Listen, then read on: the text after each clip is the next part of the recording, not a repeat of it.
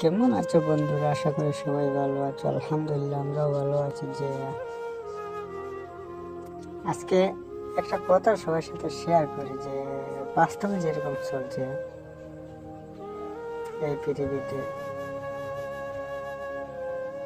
দেখো, সারাটা দিন যখন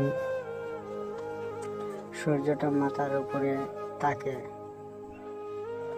তখন কোনো একটা সময় যে একটা চাঁদ পিছনে আছে এটা মনে করে না। যখন দিন শেষে চাঁদটা যখন ওই সূর্যটা যখন চলে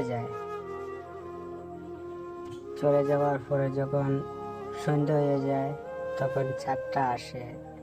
আসার পরে যখন রাত্রে রোমান্টিক